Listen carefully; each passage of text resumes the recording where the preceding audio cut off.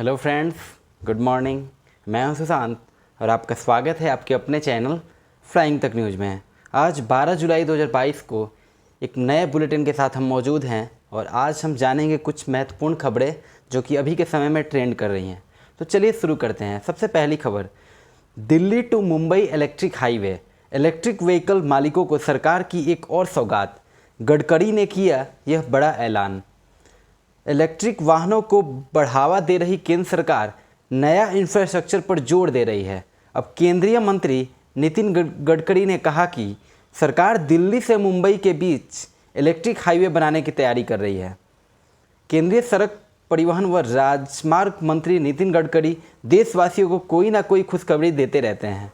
उनका ऐलान लोगों के लिए नए अनुभव की उम्मीद जगा देता है, जिससे लोग भी खुश हो जाते हैं। केंद्रीय मंत्री नितिन गडकरी ने अब कहा कि सरकार दिल्ली और मुंबई के बीच एक इलेक्ट्रिक राजमार्ग बनाने की योजना बना रही है।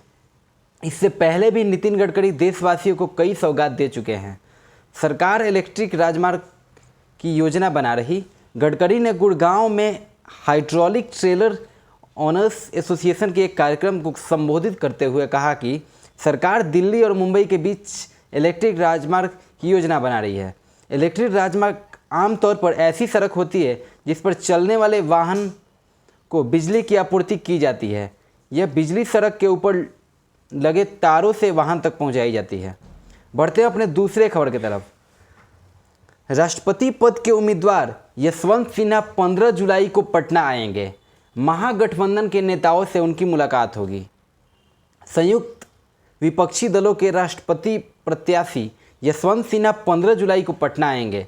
महागठबंधन दलों ने सामूहिक निर्णय लिया कि उनका वोट और समर्थन यशवंत सिन्हा को दिया जाएगा। यह निर्णय सोमवार को राजद के प्रदेश कार्यालय में महागठबंधन के शीर्ष नेताओं की सोमवार को हुई बैठक में लिया गया। पटना संयुक्त विपक्षी दलों ने उनके समर्थन में लगातार मीटिंग करते आ रहे हैं।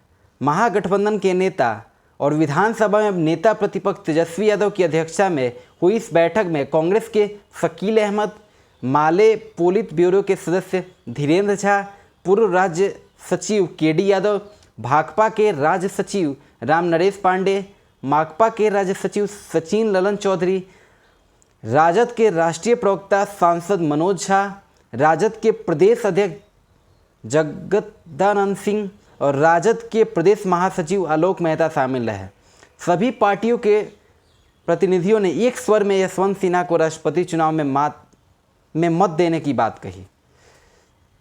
बढ़ते हैं अपने तीसरे खबर की तरफ। गुजरात में भारी बारिश से बिगड़ी स्थिति, 8 जिलों के लिए हुआ रेड अलर्ट, 63 लोगों की हो चुकी है मौत। नई दिल्ली, दक्षिण और मध्य गुजरात के कई हिस्सों में भारी बारिश होने से कुछ नदियों का जल स्तर बढ़ गया और विभिन्न निचले इलाकों में पानी भर गया है। वहीं आईएमडी ने अगले 5 दिनों तक राज्य में हल्की से मध्यम बारिश की संभावना जताई है। दक्षिण गुजरात, सौराष्ट्र और कच्छ के कई जिलों में अत्यधिक भारी बारिश होने की संभावना है। राज्य में 15 जुलाई तक बारिश की तीव्रता कम हो जाएगा। इसकी जानकारी भारतीय मौसम विज्ञान केंद्र के निदेशक डॉक्टर मनोरमा मोहंती ने दी।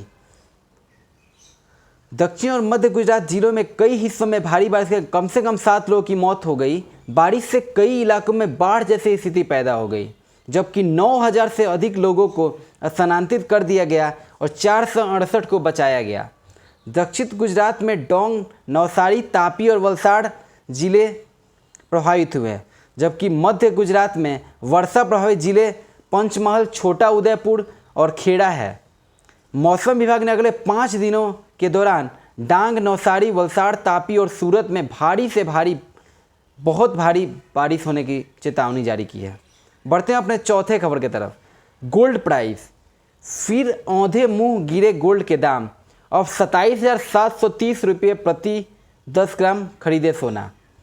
गोल्ड प्राइस टुडे 2 दिन चढ़ने के बाद सोने के दाम एक बार फिर गिर गए हैं। सोना मार्केट में बढ़ती भीड़ इसका प्रमाण है, वरना एक वक्त तो ऐसा आया था कि जब लोग सोने की तरफ देखने के लिए सोच तक नहीं पाते थे। लेकिन अब रियल टाइम आ गया है, क्योंकि आज फिर से सोना के दामों में 4347 रुपये की गिरावट देखने को मिली। आपको बता दें कि बुलियन मार्केट मेरठ में आज यानी मंगलवार को 24 कैरेट सोने के 52,406 रुपये भाव पर मार्केट खुला। साथ ही सोमवार के रेट लगभग 100 प्रति 10 ग्राम महंगा था। वहीं 22 कैरेट गोल्ड का औसत दाम 47,682 है। वहीं 18 कैरेट सोने के लिए 38,555 रुपये कीमत है। वहीं 14 कैरेट सोने के दाम 2,000 रुपये प्रति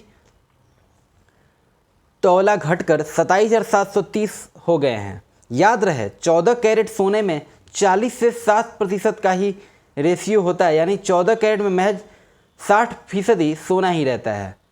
बढ़ते हैं अपने पांचवें यानी अंतिम खबर की तरफ। श्रीलंका की जीत और ऑस्ट्रेलिया की हार से बढ़ी भारत की मुश्किलें। WTC यानी world test championship points table में हुआ बड़ा फेरबदल।